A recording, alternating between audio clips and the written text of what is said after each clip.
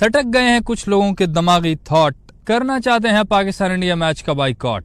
क्या हुई? 50% तक अभी टिकट्स अनसोल्ड हैं पाकिस्तान इंडिया मैच की। वो टिकट्स जो 1 घंटे में बिक जाती थी। लोगों के इंटरेस्ट में इतना बड़ा गैप आ जाना और फिर ये मामला सुप्रीम कोर्ट तक पहुंचा देना कि पाकिस्तान इंडिया के मैच के बाइकॉट करो, लेकिन सुप्रीम कोर्ट का आगे से ये कह देना पहली फुर्सत में निकल। 3 बड़े रीजन जिसकी वजह से ये सारा हंगामा हुआ पड़ा है। नंबर 1 रीजन जो मैनेजमेंट भी बता रही है कि वो बड़े स्टार्स नहीं है, इस वजह से हमारी टिकट्स अभी तक सोल्ड आउट नहीं हो रही। मतलब इंडिया की तरफ से विराट कोहली और रोहित शर्मा का ना होना। आपको पता है कोहली तो इंडिया में सबसे बड़ा स्टार है। पहले धोनी था, उसकी फैन फॉलोइंग बहुत ज्यादा थी, उसके बाद कोहली रहा है रिसेंट टाइम में जो सबसे बड़ा स्टार है। तो जाहिर है पहली दफा ऐसा है कि एशिया कप में वो भी नहीं है, रोहित शर्मा ही नहीं है जिनकी मिलियन में फॉलोइंग है, तो अच्छा खासा फर्क तो पड़ेगा ही। दूसरी तरफ इधर बाबर रिजवान पाकिस्तान की तरफ से, ये भी पिछले कितने टाइम से लगातार खेल रहे हैं, तो जब ये भी नहीं होंगे तो फिर इधर भी फर्क पड़ेगा, पाकिस्तानी ऑडियंस भी नहीं आएगी। और खास तौर पे बाबर की तो बहुत ज्यादा फैन फॉलोइंग है पाकिस्तान, बेशक उसकी फॉर्म अभी भी नहीं है लेकिन फैन फॉलोइंग बहुत है उसकी, तो इससे कच्चा खासा फर्क पड़ रहा है जो कि मैनेजमेंट को भी लगता है। इसीलिए उन्होंने टिकट्स की जो प्राइसेस हैं वो कम भी की हैं। अभी तक सिर्फ 50% टिकट्स सोल्ड आउट हुई हैं, जो कि नीचे वाला एरिया है। ऊपर वाले एरिया की तकरीबन टिकट्स अभी रहती हैं 50% तक। तो उन्होंने पैसों में भी कमी की है कि शायद कोई फर्क पड़ जाए। मेन रीजन तो यही बता रहे हैं कि बड़े स्टार्स नहीं है, इसकी वजह से थोड़ा सा इंटरेस्ट कम लग रहा है। लेकिन बात सिर्फ यहाँ पे खत्म नहीं होती ना बॉस, इसके बाद ही तो आता है रीजन नंबर 2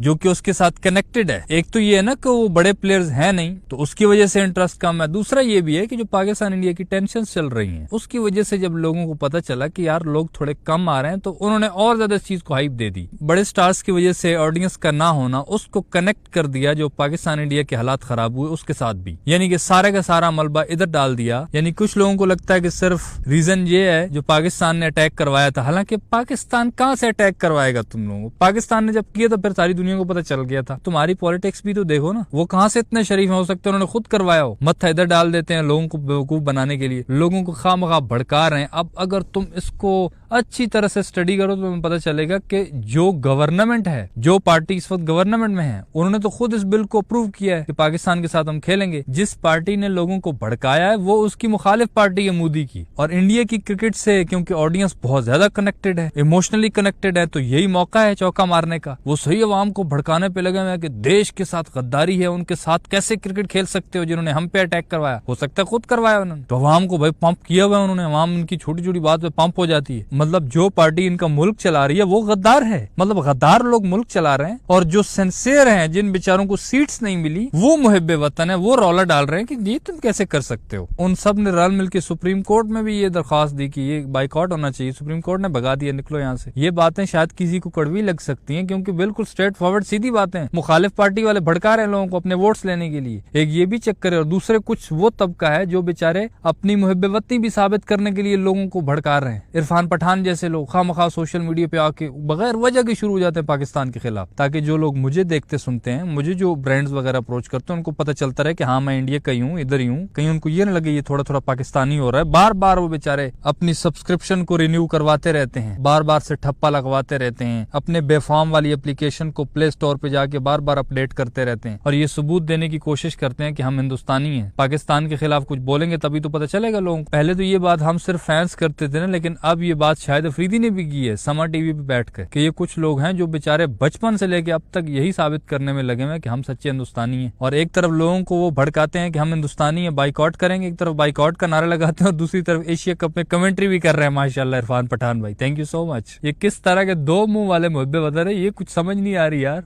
गजब टूबीबाज आदमी।